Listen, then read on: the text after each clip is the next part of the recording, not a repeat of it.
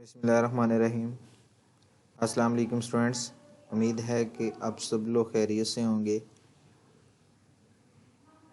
Data mining के last lecture में हमने डेटा और एट्रीब्यूट्स और टाइप्स ऑफ एट्रीब्यूट को हमने डिस्कस किया था, जिसमें हमने नोमिनल, बाइनरी, डिस्क्रीट, कॉन्टिन्यूस और उसके अलावा हमने इंटरवल और रेशो, जिसे हम न्यूमेरिक एट्रीब्यूट का नाम देते हैं, वो डिस्कस किया था। उम्मीद है कि आप लोगों को उनकी समझ आ गई होगी। आज हम अपने डेटा माइनिंग के कोर्स का 3rd चैप्टर स्टार्ट करने जा रहे हैं। और जैसे मैंने आपको डेटा माइनिंग का बेसिक मॉडल डिस्कस करवाया था, उसमें भी हमारे पास जो 3rd स्टेप था वो डेटा प्री प्रोसेसिंग का था। डेटे को यूज़ करने से पहले, उससे रिज़ल्ट प्रोड्यूस करवाने से पहले, उससे यूज़फुल इंफॉर्मेशन निकालने से पहले और उससे कोई नॉलेज डिस्कवरी करने से पहले हम कौन कौन सी प्री प्रोसेसिंग टेक्निक्स जो होती हैं वो डाटा के ऊपर अप्लाई करते हैं। पहले हम इसका ओवरव्यू देखेंगे। डाटा क्वालिटी, मेजर टास्क जो डाटा प्री प्रोसेसिंग के हैं, data cleaning, data integration, data reduction, transformation extra जो है, हम इन चीज़ों को जो है वो डिस्कस करेंगे डाटा प्री प्रोसेसिंग के चैप्टर में। सबसे पहले जो डाटा प्री प्रोसेसिंग की ज़रूरत क्यों पड़ी। हमारे पास जो डाटा है वो ह्यूज अमाउंट में होता है, उसके बहुत ज़्यादा डायमेंशंस होते हैं, उसके बहुत ज़्यादा एट्रीब्यूट्स होते हैं। तो हमें सबसे पहले तो ये क्लियर कर लेना चाहिए कि जो डाटे की एक्यूरेसी है, कि हमारा जो डाटा है वो रॉन्ग है, एक्यूरेट है भी, सही के नहीं है। सबसे पहली बात हमने ये देखनी है। उसके बाद हमने कंप्लीटनेस देखनी है। क्या जो हमने रिकॉर्ड बनाया है, जो अपना डाटा रिकॉर्ड किया है, क्या वो कंप्लीट भी है या उसमें अभी इस टाइप की भी कोई डेफिशिएंसी रहती है कि डाटा हमारा कंप्लीट ही नहीं है। उसके बाद कंसिस्टेंसी, लाइक कुछ मॉडिफिकेशन हुई है, कुछ नहीं हुई। कि हमने डाटा कलेक्ट किया है 2020 तक का, 18 से 20 का, ठीक है। तो हमने ये देखना है कि 18 से 20 तक का डाटा है भी सही कि नहीं। ऐसा ना हो कि डाटा जो है वो 17 से 19 तक का हो, जो उसकी अगले साल की मॉडिफिकेशन है वो उसमें हुई हैं, जिसे हम टाइम लाइननेस भी हम इसे बोल सकते हैं कि हमारा जो डाटा है वो टाइमली अपडेट भी हुआ है कि नहीं। लाइक अगर हम इसकी एग्जांपल लें तो हर मंथ के बाद जो डाटा है वो अपडेट होता है। उसकी जो सैलरी है हर मंथ के बाद अपडेट होती है कि किस एम्प्लॉय को कितनी सैलरी दी गई है।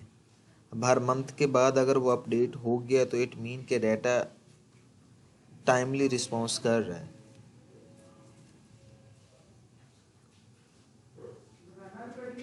और अगर नहीं होता तो इसका मतलब ये है कि हमारा जो डाटा है वो टाइमली रिस्पॉन्स नहीं कर रहा। बिलीवेबिलिटी, कि हम जो डाटा है हम उसके ऊपर कितना ट्रस्ट कर सकते हैं, क्योंकि हमने सारे के सारे जो डिसीजन हैं उसी डाटा की बेस पे लेने हैं। तो क्या हम कितना उसके ऊपर जो है वो बिलीव कर सकते हैं कि हमारा जो सारे डिसीजंस होंगे वो एक्यूरेटली होंगे। इसलिए हम डाटा के ऊपर जो प्री प्रोसेसिंग है वो अप्लाई करते हैं। इंटरप्रेटेबिलिटी, क्या हम इतना डाटा, हमें डाटे की जो फार्म हम बनाएंगे वो इतनी इजी होनी चाहिए कि वो आसानी से जो है अंडरस्टूड हो सके। उसके बाद हमारे पास जो मेजर टास्क हैं, सबसे पहले है डाटा क्लीनिंग का, कि हम इसमें जो मिसिंग वैल्यूज़, स्मूथ नॉइज़ या इस टाइप की जो चीज़ें हैं, आउटलायर या हमारे पास ये इनकॉन्सिस्टेंसीज वगैरह, इनको हम नेक्स्ट डिस्कस करते हैं कि मिसिंग वैल्यू क्या है, इनकॉन्सिस्टेंसी क्या है, ये हम डिस्कस करते हैं। हमने डाटा क्लीनिंग के स्टेप के अंदर ये चीज़ें रिमूव करनी है। उसके बाद है डाटा इंटीग्रेशन, कैसे डाटा, हमने बात की थी कैसे डाटा जो मल्टीपल सोर्सेज से आके डाटाबेस के अंदर एक ही जगह कंबाइन हो जाता है। डाटा रिडक्शन है, डायमेंशनल रिडक्शन है, रिस्क रिडक्शन है और डाटा कंपैरिजन है, सॉरी कंप्रेशन है। उसके बाद डाटा ट्रांसफॉर्मेशन, इसमें नॉर्मलाइजेशन और कॉन्सेप्ट हायरार्किकल जनरेशन की बात की जा रही है। तो हम इनको भी आगे अपने इस चैप्टर के अंदर डिस्कस करते हैं।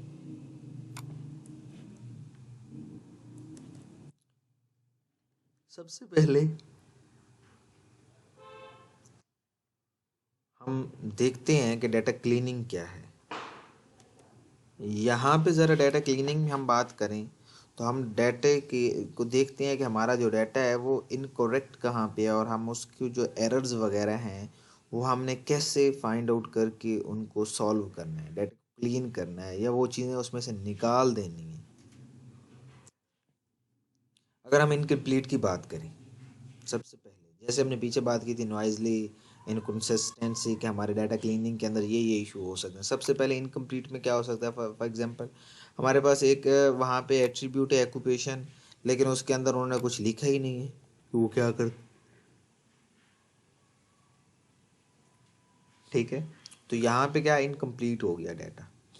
यहाँ पे तो इसमें अब कोई वैल्यू तो होनी चाहिए थी ना, वो करता क्या है, उसका जो ऑक्यूपेशन है वो तो बताना चाहिए था ना।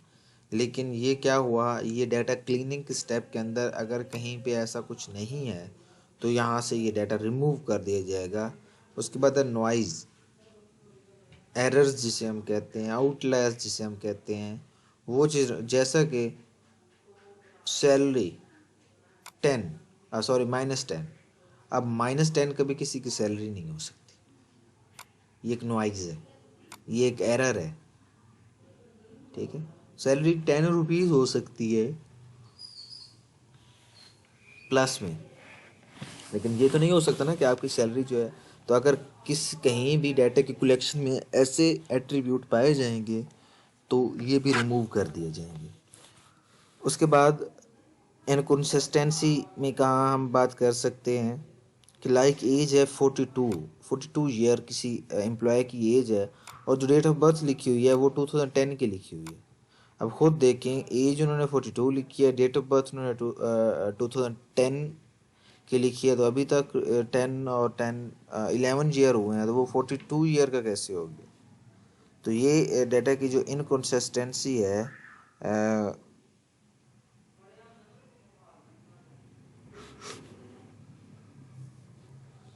इस पे भी गौर किया जाएगा। उसके बाद अनइंटेंशनल, जैसा कि सभी की जो बर्थडे है वो 1 जनवरी कर दी है, तो ये भी हमारे पास डाटा क्लीनिंग में आके ये वाला जो इश्यूज हैं वो सॉल्व हो जाएंगे। इनकम्प्लीट मिसिंग डाटा और how to handle missing data, ये हम इंशाल्लाह अपने अगले लेक्चर के अंदर डिस्कस करेंगे। उम्मीद है कि आप लोगों को यहाँ तक समझ आ गया होगा। हम अभी डाटा को क्लीन कर रहे हैं, साफ़ कर रहे हैं, ताकि हमारे पास वो डाटा बचे जो 100% एक्यूरेट हो, 100% नहीं तो 98-99% एक्यूरेट हो।